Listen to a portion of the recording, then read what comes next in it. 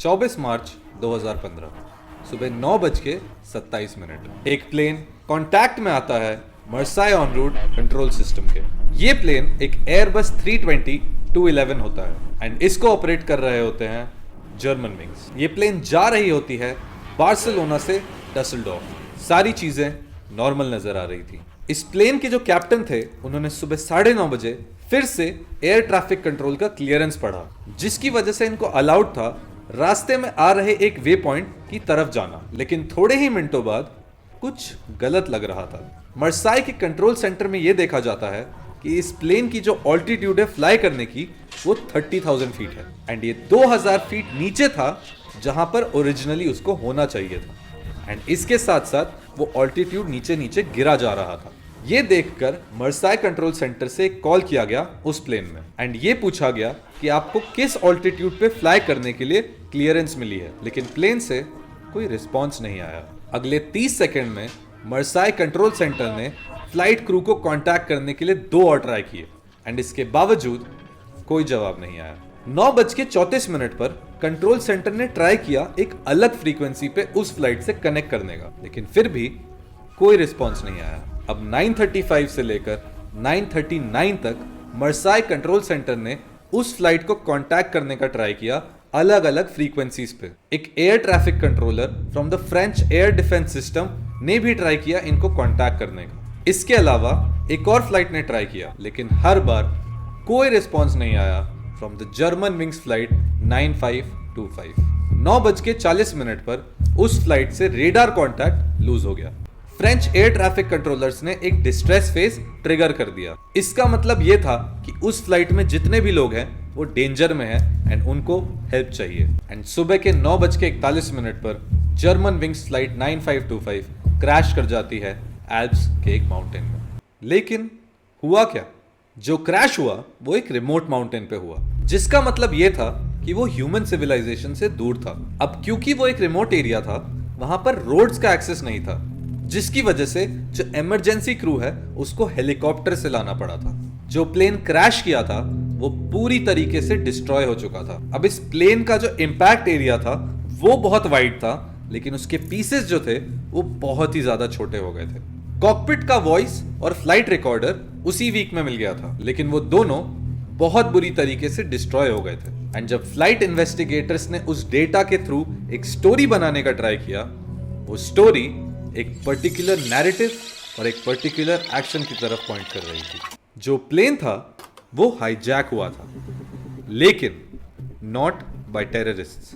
अब पीछे चलते हैं। जब एयरक्राफ्ट अपने प्रिस्क्राइब्ड ऑल्टीट्यूड पे फ्लाई करने लगता है, तब जो कैप्टन होते हैं वो 9:30 बजे सुबह अपने कॉकपिट से निकलकर बाथरूम जाते हैं। लेकिन जब कैप्टन बाथरूम में थे, उस प्लेन को एक अलग ऑल्टीट्यूड पे फ्लाई करने के लिए कॉकपिट से कमांड दी गई।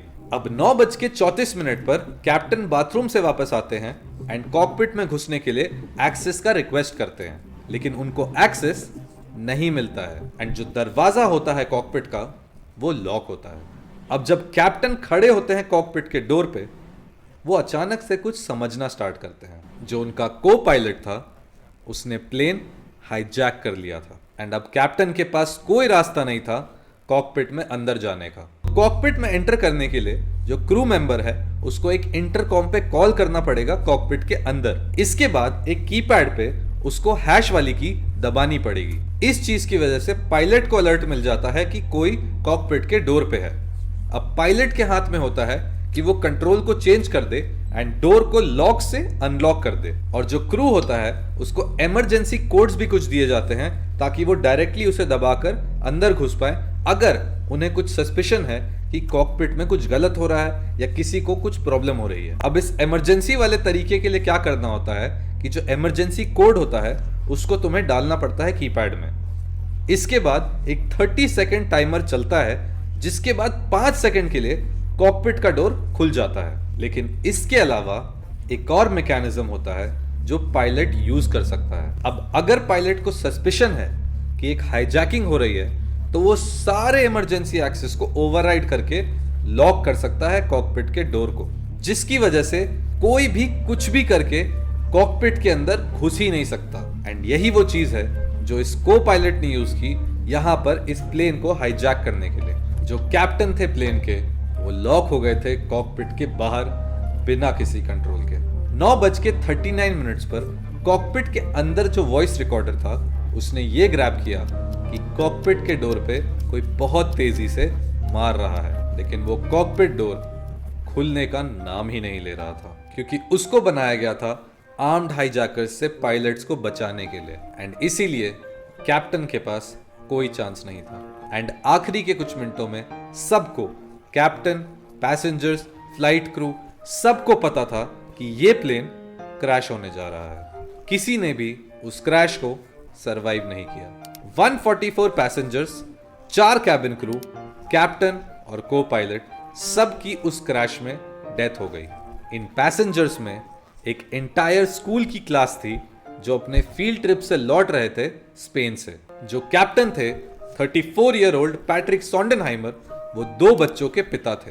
एंड इस क्रैश के बहुत सालों बाद उनकी वाइफ ने एक फाउंडेशन उनके नाम पर खोल दिया था। ये फाउंडेशन यंग लोगों और बच्चों को हेल्प करता है ग्रीफ और क्राइसिस से ओवरकम करने में।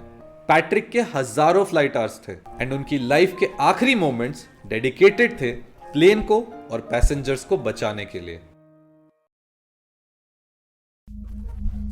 जो को पायलट था वो 27 साल का था and from a very young age वो बहुत पैशनेट था फ्लाइंग को लेकर। एंड उसके बेडरूम में पोस्टर्स थे एयरबस, बोइंग और लुफ्थांजा के। एंड एज अ चाइल्ड वो एक एक्सपर्ट ग्लाइडर पायलट भी बन चुका था। उसने लुफ्थांजा की फ्लाइट एकेडमी डायरेक्टली ज्वाइन कर ली थी स्कूल से निकलते ही, लेकिन कुछ महीनों बाद ही वो रुक गया। उस टाइम पे वो डिप्रेशन से सफर कर रहा था एंड उसके लिए वो एंटी डिप्रेसेंट्स भी लेता था। एंड उसने बहुत महीने स्पेंड किए थे एक साइकियाट्रिस्ट केयर में।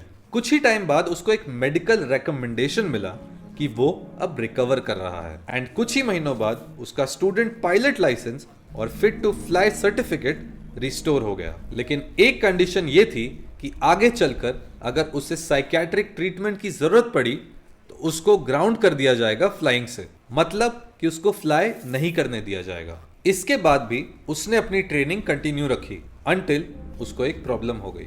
जब वो यूएस फेडरल एविएशन एडमिनिस्ट्रेशन का एक डॉक्यूमेंट भर रहा था ताकि वो एक Arizona based Lufthansa operated flight school में फ्लाई कर सके, उसने ये लिख दिया कि वो कभी भी किसी मेंटल डिसऑर्डर के लिए डायग्नोज नहीं हुआ है। अब ये तो एक झूठ था एंड इसके लिए वो पकड़ा भी गया। एंड इतने इंपॉर्टेंट डॉक्यूमेंट पे झूठ बोलना is a jailable offence and may be end of a flying career. लेकिन FAA ने उसको एक सेकेंड चांस दिया। उसने एडमिट कर दिया कि उसको डिप्रेशन हुआ था एंड उसको एरिजोना भेज दिया गया। एंड 2013 में उसने जर्मन विंग्स ज्वाइन किया। जर्मन विंग्स एक लो बजट एयरलाइन था जिसको लुफ्थांजा ओन करती थी। एंड इसके 1 साल बाद ही उसका डिप्रेशन वापस आ गया। उसको लगने लगा कि वो अंधा हो रहा है एंड वो काफी तरीकों के डॉक्टर से मल्टीपल टाइम्स हर हफ्ते मिलने लगा, क्योंकि उसको सितारे दिख रहे थे, फ्लैशेस दिख रहे थे, लाइट स्ट्रीक्स दिख रही थी, फ्लाइंग इंसेक्ट्स दिख रहे थे। लेकिन डॉक्टर्स के स्कैन्स में ज्यादा कुछ मिला नहीं एंड उसको डायग्नोज किया गया विथ हाइपोकॉन्ड्रियाकल डिसऑर्डर।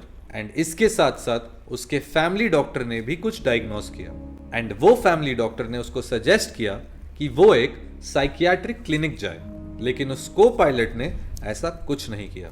इंस्टेड वो जनवरी 15 को उसी साइकियाट्रिस्ट के पास चला गया जिसने स्टार्टिंग में इसकी हेल्प की थी। उसने साइकोथेरेपी ली एंड हैवी एंटी डिप्रेसेंट्स पे चला गया। एंड इस सब के बीच में वो अपना काम भी कर रहा था एंड फ्लाइंग भी कर रहा था।